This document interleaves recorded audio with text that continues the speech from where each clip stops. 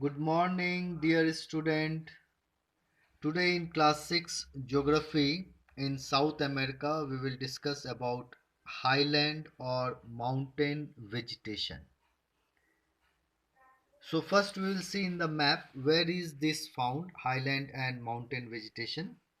So in the map you can see over here it is written highland. Okay, this color. And so this is the area. You can see this area. This is the Andes mountain. Okay, Andes mountain. So this is the area where this highland or mountain vegetation is found. Now we will see the lesson. We should also take a look at the climate of the high mountains. Okay, that is about the Andes, that what type of climate and vegetation is found over there. The Andes is found in a north-south direction and is often referred to as the backbone of the continent. So the Andes mountain which run from north to south. This is north and it runs to south. Okay, so this is called the backbone of the continent. Okay, so very important from economic point of view also and from climate point of view also. It is that is why it is called the backbone, and so it is one of the lengthiest mountain in the world, Andes. Temperature rises and fall depending on the altitude or height above sea level. Okay, so this mountain is a fold mountain, young fold mountain, and it is very high. And as we know that when we go higher, the temperature falls because of lapse rate. Okay, as we climb 165-meter above sea level, there will be a drop in temperature by 1 degree Celsius.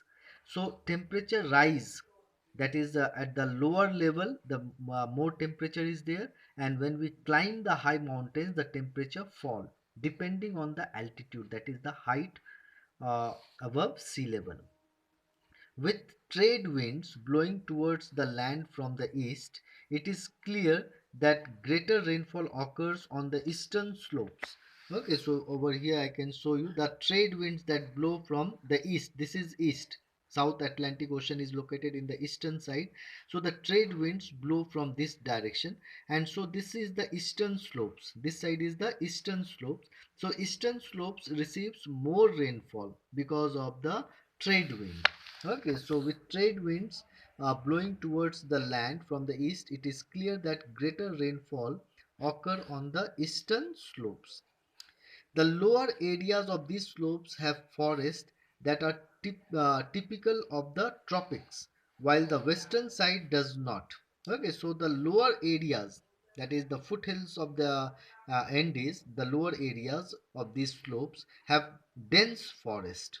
Okay, you can see over here in the picture the Andes forest. Okay, so the eastern slopes have a dense forest.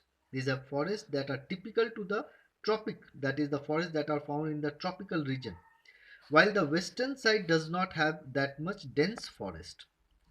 Moving south into the temperate region, the slopes in the east have deciduous trees. As one goes higher up, the vegetation changes to forest of the coniferous variety, and there is a distinct change in vegetation from trees to plants such as lichens and grass. Okay, so this area, you can see that this is the equator and this is the Tropic of Capricorn.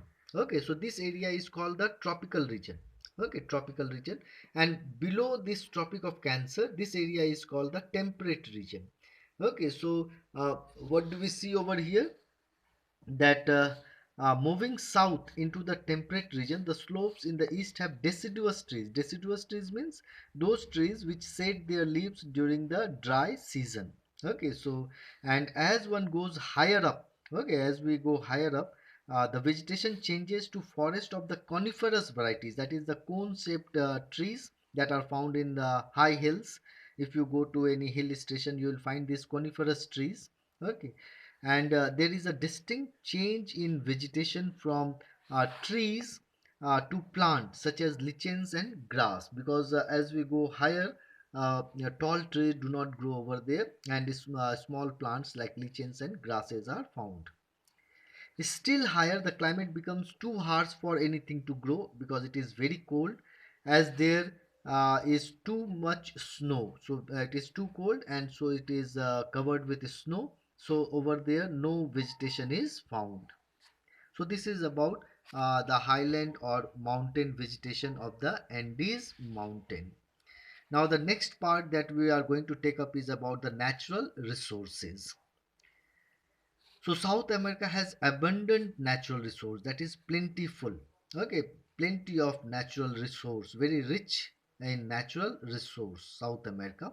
However, there are many countries in the continent that have not been able to use these resources to their fullest. Okay, so there are many countries in South America which do not have that much developed economy, factories, industry, so that they can use these resources to their fullest. Let us look at these resources one by one. Okay, so like forest resource. Okay, forest resource is one of the most important resource of South America, especially in the Amazon rainforest and the Andes mountain. A variety of trees grow over there, and these trees are economically very beneficial. Okay, many medicines also made from these trees. We will see a variety of tree like chicle tree from which chewing gum is made. Okay, and other trees are also there, like quebecos which produce tannin. So in my next video, then I will take up this forest resource. Okay, till then you read the chapter and write the inside questions, and in my online class you can ask if there is any doubt. Okay, thank you, take care, bye.